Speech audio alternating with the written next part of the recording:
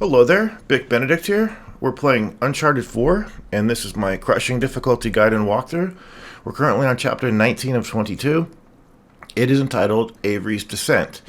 I don't have that many positive things to say about this chapter. I really think that this is a bad chapter for many reasons, not to mention the fact that they randomly have your flashlight go out over here. And since I don't have the button prompts on, you're not going to see the little flashlight indicator and the shake icon.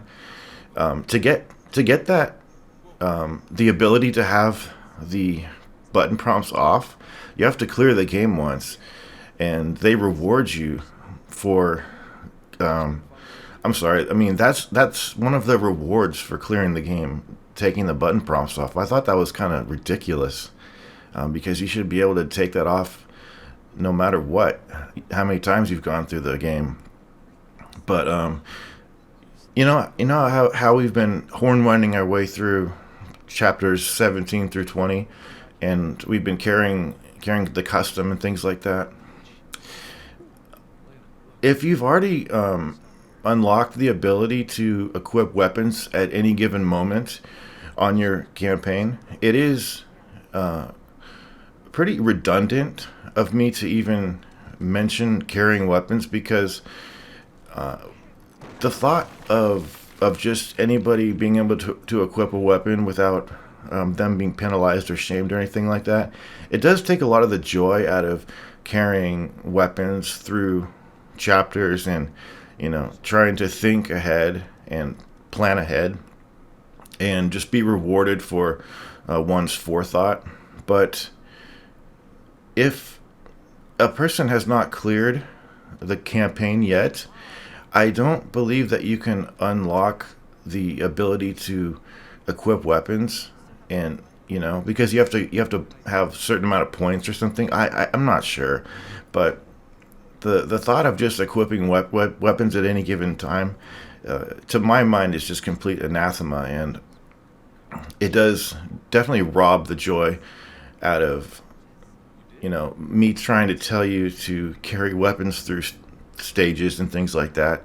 If you're just going to equip the weapon anyway. But I think I might be a little selfish with that thought, though, because it is in the end your campaign, and you can do whatever you like.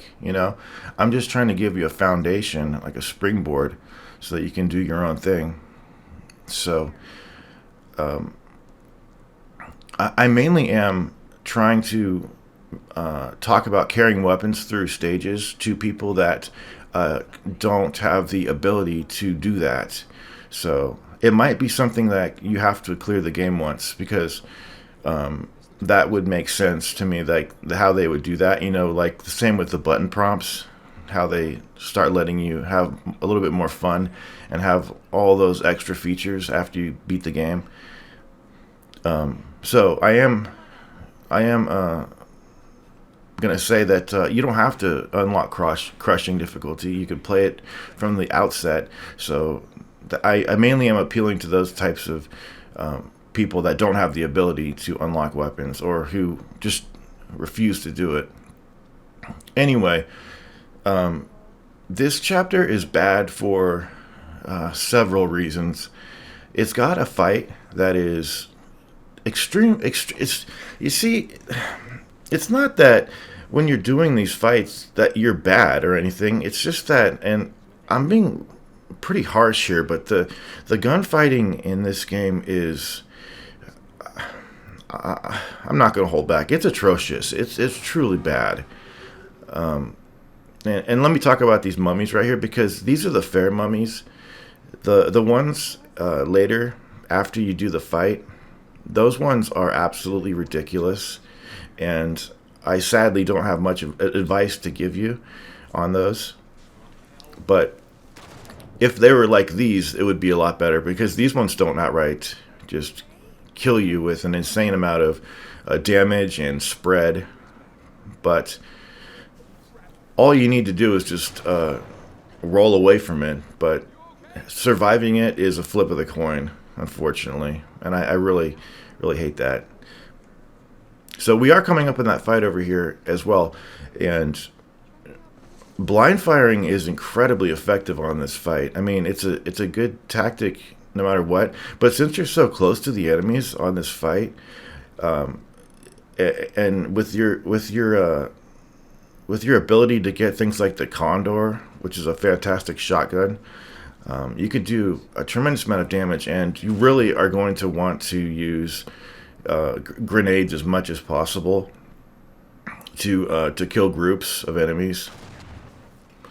And there is going to be one masked guy that will rush you, and if he grabs you, you have to do a prolonged quick time event, and you don't have complete iframe immunity while you're doing it.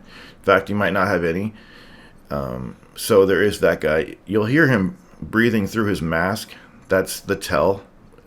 But you'll want to take him out as quickly as possible. So this fight up here is going to have an awkward start to it, but I was again surprised, as I was surprised on some of the other fights where they give you a checkpoint, that the same holds true here. You do get a checkpoint halfway through the battle. So I apologize about that edit. That could have been better, but it's very difficult to line it up. So I'm going to try to kill the Condor guy close to me so that I can pick it up. It usually just has two, which is, can you give me some fucking ammunition for once? That's all I ask. Not only is the shooting, not only does it feel bad, and not only is the camera sluggish and awful and just garbage, but they hardly give you any ammunition either for weapons. They're very frugal about that. You'll probably want to stay on this side though of the room, because there's going to be, I think, two heavies that march on in here, winding their own particular horns and things like that. And sorry if you don't get the joke, but getting naded over here, very common. You're going to get bounced and killed so much. I must have died. This is really fucking hard, because of having to deal with the camera and just the aiming. Oh man, it just does not feel good at all. I don't know what they did, but they really, and then you go try to do different, you go into different pieces of cover inadvertently, and the computer is misinterpreting what you're trying to do, and then they're putting you behind these boxes that are supposed to be cover, and then they're just covered for like 1 second before they splinter,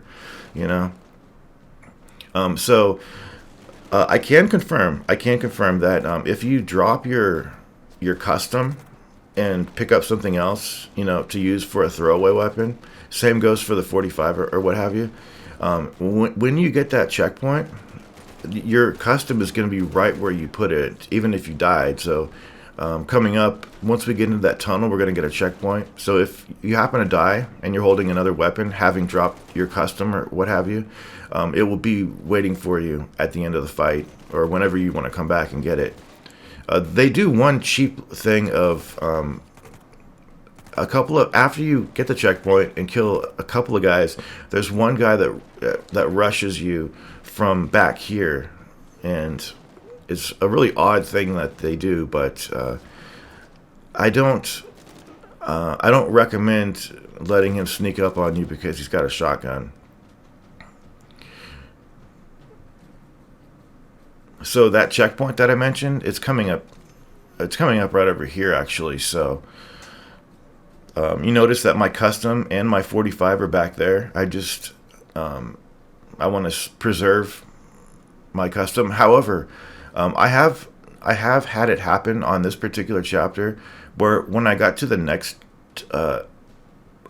area, I somehow lost the custom. I'm not sure what happened. I don't know what. Oh, I think I know what it is. You also get a checkpoint after the next one too, where they put you in a narrow room, and they have a heavy and then an ultra heavy come after you, in a kind of a scare tactic where You just have to survive long enough for the ultra heavy to blow himself up. So what I had done on that was, here's a checkpoint down here, by the way. What I knew.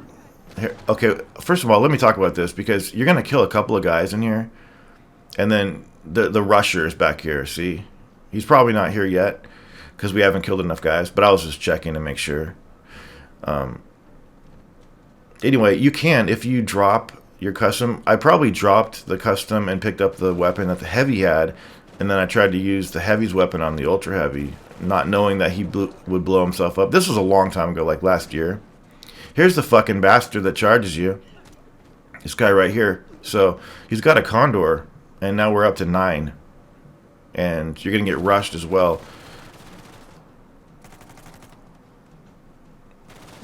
So there are mummies in this area too. And you cannot shoot them and use them to detonate and kill enemies, because what they work on, they're like proximity mines that react to you, not to your bullets or not to anything else like that. But you know, and I'll still always play this game the way I play the other games. You know, aiming around a corner, even though it doesn't work as well or at all sometimes. Because I just don't like to go into crummy cover. I mean, wait till we get to the next checkpoint. You'll see what I'm talking about. Okay, so in this room, there's going to be some guys that dig in at the end. So you're going to want to be extremely careful as you progress, because I'm not entirely positive if they might not make a move on you and rush you. Okay, so that's possibly the end of the fight. Okay, so now that the fight's done, we can backtrack and pick up our weapons right over here. Okay, so this next part, like I said, they're going to put you in this narrow hallway, and there's going to be, and I did die. I didn't die on this fight here, but I did die on the next checkpoint about 10 to 15 times.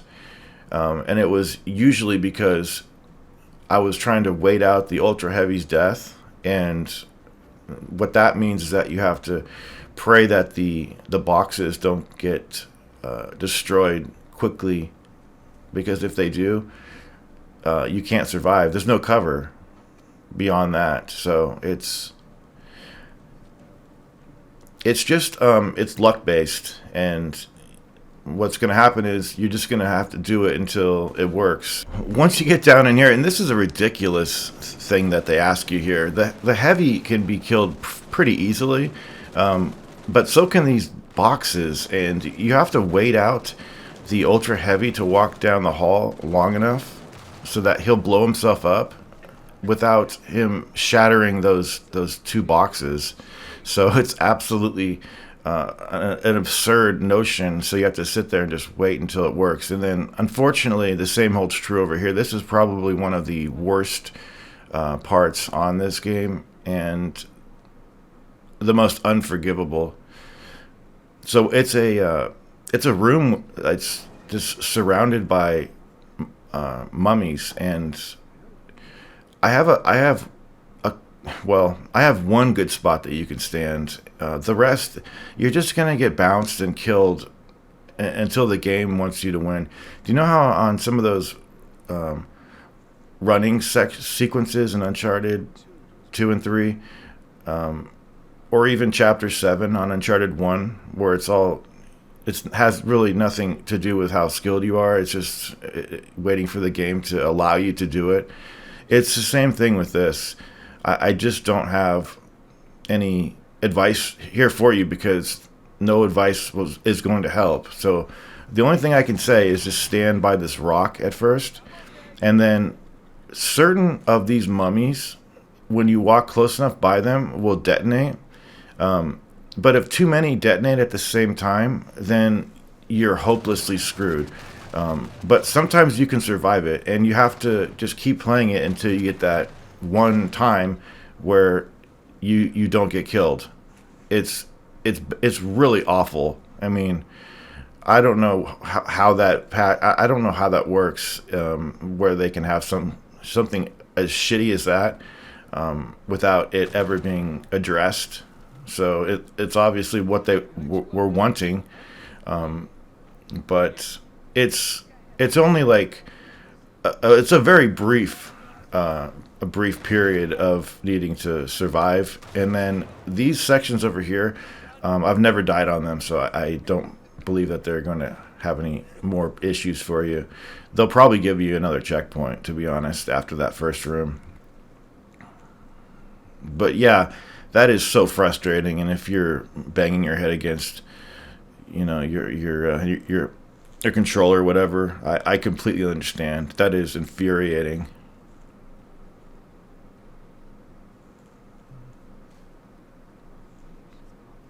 So now we just have a puzzle, and I actually remembered this from last year, the path. So you have to go all the way up to here. You got to go up 4, and then you got to go in this direction to that spot, and then up, and then to the corner, and then go off to the side. You have to go off to the side right there, otherwise you'll get killed. So yeah, this chapter, utterly deplorable, and the gunfighting, oh man.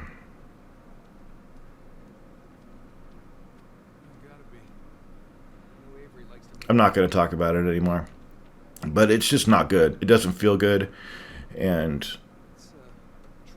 the shooting is this game's, well, it used to be the premier feature. But the other Uncharted's, they're perfectly fine.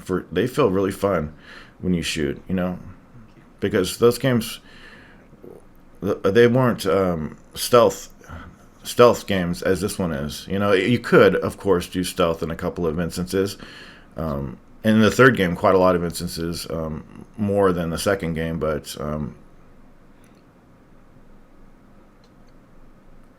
I don't know. I think this game is a step down in the shooting, but a step up in everything else, And that's, I think, this game's cross to bear, in my mind anyway. Because it looks beautiful, and the climbing is so enjoyable, and the stealth is fun when it's not, ridiculous, and it, because there's just some moments that I think could be a lot improved. That that turret guy on the chapter 17 stealth section. All they had to do to fix that, I think, in my mind, would be, the last guy that I jump killed on that fight. If they just had him walk close to the building where you can do a corner takedown on him, and just pull him around the building and be able to hide his body behind the building, I think that would have been fixed. With the glitchiness of the turret guy, that's another story. But I think it could have definitely been improved by just doing one small thing like that. But anyway, we're up to chapter 20 now, and I will see you there presently. Take care.